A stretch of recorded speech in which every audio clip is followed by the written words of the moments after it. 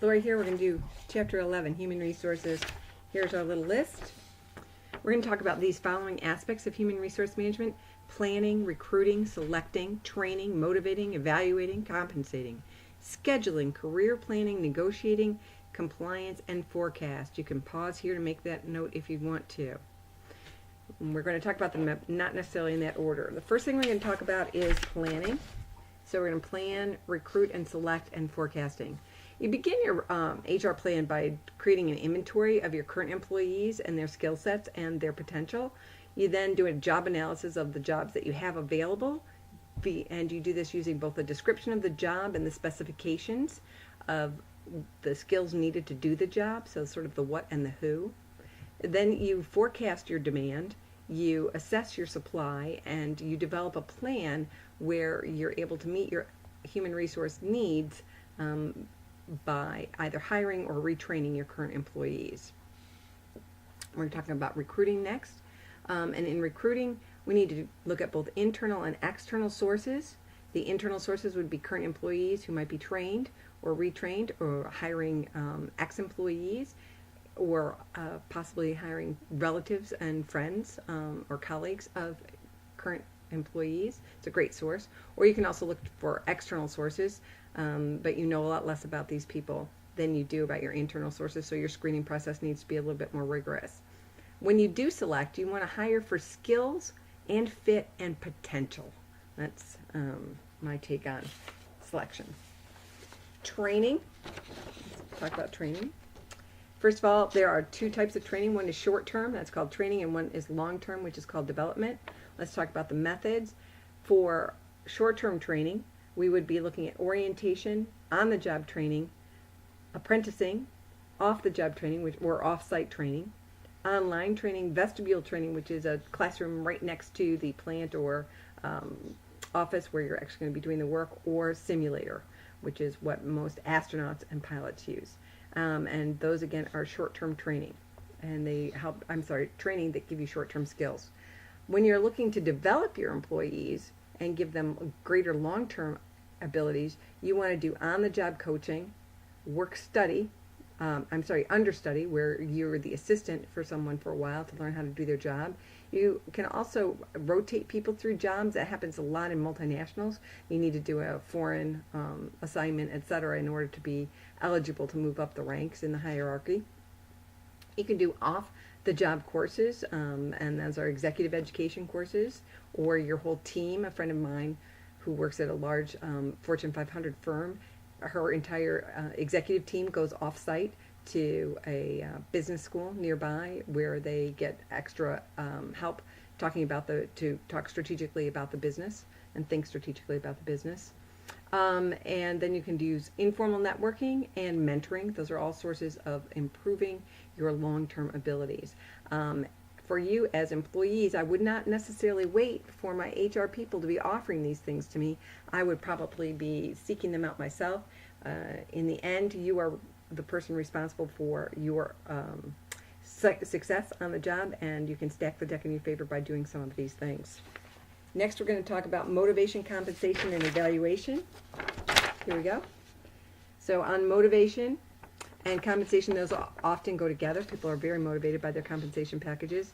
And evaluation is often the basis for the compensation package and for your promotion. So they all kind of tie together. Beginning with motivation, we talked about this in the last chapter, and we'll be doing more on game day. So we're going to skip over that, and now we're going to work on compensation. There are several pay systems that you can use, and here they are below: salary, hourly wage, piecework. That's where you're doing, you get paid for every piece of work that you accomplish. Commission, that's what my business is based on. We get a portion of the revenue for every sale that we make.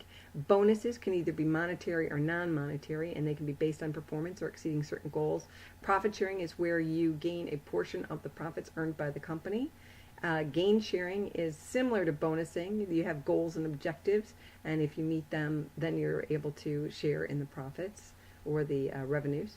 And stock options, again, that's used largely for higher level executives, although when I was at Procter & Gamble, we got stock options all the way down to the brand management level. And the idea is that by giving you stock in the company, they motivate you to improve the fortunes of the entire company.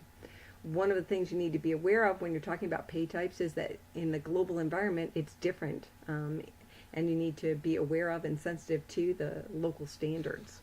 I'm going to go back up here to pay systems and talk to you just briefly about this.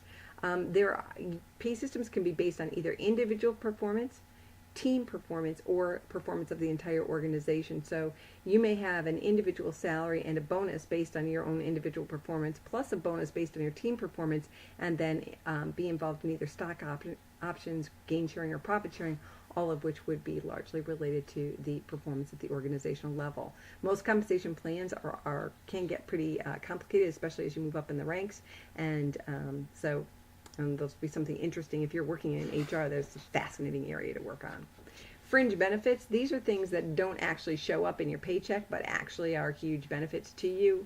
Healthcare and retirement benefits can add up to 30% or more of your salary, so those are something you want to pay attention to when you're looking at job opportunities.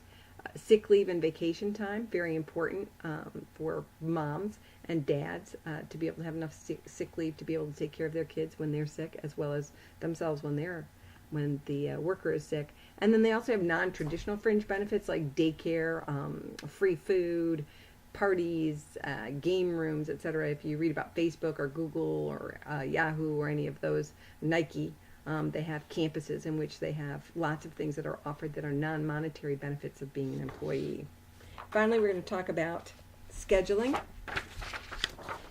and work location. Scheduling, you can do it via shift work, which means everybody arrives and leaves at the same time. You can also do it via flex time, where there are core hours, but you can arrive at a rougher estimate of when you need to be there. You have to be there by a certain time, but you can arrive early or right up to that last minute, and then you can leave. That's a dog barking in the background, sorry. And then there's job sharing, and job sharing is where you and another person do a full-time job, so you're doing half and they're doing half. You usually often share a desk. Coordination is a challenge with job sharing, but it's a terrific alternative for people who want to take part-time jobs that have lots of responsibility, but they can't be there for the full time. Work location is important to think about. Do you need to be in the office, or do you want to work from home? In the office, you might get a permanent desk, or you might be hot desking. A lot of accountants and consultants, that's what those words are, consultant and accountants, do hot desking, which is they're at the clients most of the time, so they don't actually have a desk assigned to them in the home office. They wait. They make reservations. You can make a reservation for a desk when you're going to be in the home office. You can work from home via telecommuting, and that can be a part-time or a full-time opportunity. Some people work from home 1 day a week or 2 days a week, and others work from home the entire time. Distributed work, that is where the work is not ever performed in an office, but is distributed out to different locations, usually people's homes. And you'll find JetBlue does this with their call center. So when you're talking to a reservationist on JetBlue, they may be anywhere in the United States, and they're working from their home. Promoting, retaining, and retiring. These are all parts of career planning, and HR is very responsible for this. They generally have a career plan for each and every individual in the organization, and they work to manage the expectations of the employees and also to maximize or optimize their potential. So if you think about an HR opportunity position, this is a really fun part of the job. A less fun part of the job is the compliance. It's a highly legalized environment, and you need expert advice. You will be doing lots and lots of continuing education if you go into HR. Everybody, as the book points out, is responsible for human resource management. We all need to make sure that we get the most out of our employees and help them be the best that they can be. That's it for today. Thanks.